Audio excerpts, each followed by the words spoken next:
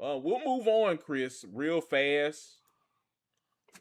In no surprise, Fernando Mendoza wins the Heisman. Just as happy as ever. Look, this guy, he has a contagious just demeanor about him. Like, people love this guy. I love this guy. This guy is great for college football indeed. Winning the Heisman, of course.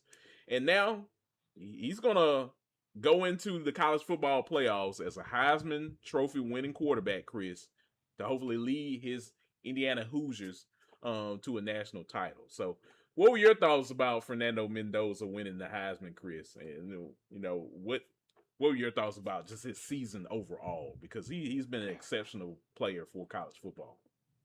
Incredible season. He's been great. Um, you kind of saw it early, like, oh, Indiana is like going bananas. These boys are just dropping points on everybody, and so definitely big ups to him on the season that he's had, that Indiana's had, and he seems like a great guy. Very someone that is a great representative of the University of Indiana. Of he he's been just all about the team. It's not about himself. It's all about everybody else. So just very down to earth, wants to win, and just happens to be accomplishing individual glory in the process. So he's been the real deal. I think he's going to continue to be the real deal in the pros. We're watching a top quarterback prospect play football, and so I think Indiana they got them one. They can mark off the Heisman winner, and he can very well with this team lead them to a natty. That is not out of the realm of possibilities. As crazy as it sounds, Indiana can bring home that chip, and so he's been incredible, and it's a well deserved Heisman. Pavia had a great year. Jeremiah Love had a great year. But I think we all, at the end of the day, know the Heisman had to go to Mendoza. Agreed. Agreed, Chris. Even Julian Sayin, a guy I love for Ohio State, had a great year. Mm-hmm. Look, I think any one of those men could have took home the trophy, but ultimately it had to come down to the most outstanding player on the field, and every week it was Fernando Mendoza. He did what he needed to do to get Indiana to the point that they're in. They won a Big Ten championship, Chris. That's been overlooked. Nobody's been It talking has. about that enough because everything is about playoff, playoff, playoff, playoff. Yep. Man, they beat Ohio State, Indiana. Indiana.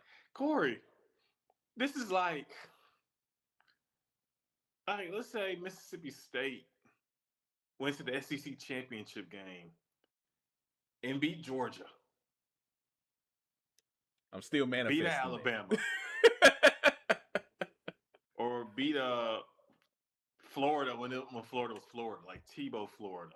Mm-hmm. You know, um, beat elite.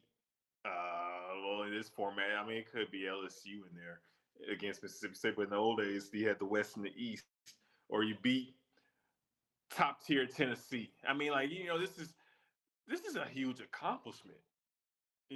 Indiana doesn't beat Ohio State. That doesn't happen, and it happened, and nobody's been talking about it. I know it's It's like, crazy. oh, they won. Yeah, it's just another win. Like it's just been swept under the rug. It's definitely crazy, Chris. Like, yeah, they beat Ohio State, and the whole world is like, okay, like what? Like, look, if this was like half a decade ago, Chris, we would still be talking Man, about that if moment. this was 10 years Like, ago, come on now. this would be an all-time great win. Yeah, Like you could say this is the biggest win in Indiana football history, IU football history. I know. And nobody's talking about it. No one's talking about it. No one's talking about it. Look, I think at this point, Chris, Kurt Signetti has beaten people over the head so much in terms of Indiana being good and winning, being a winning program, that they feel like watching Indiana football is like watching Auburn football just with Cam Newton. No. I don't know. Maybe I just threw that out on the dartboard or whatnot. Who knows? Maybe that's just me, but it definitely feels like that. No, I get what you're saying. It does. So, but yeah, big ups to Mendoza though, man. He deserves all the credit, and big ups to all the finalists. But Yeah. Definitely, congrats to Mendoza. Absolutely. Like I said, I think all of these guys definitely had something to bring to the table and to state their case, and why they should have won the Heisman. Love Jeremiah Love for what he did with Notre Dame this season. Love Julian saying this guy is so accurate. Look, if you're Carnell Tate, Jeremiah Smith, you're ecstatic in having a quarterback like Julian saying. And then Diego Pavia as well. Bringing Vanderbilt from the ashes, Chris. Like making these guys into a contender.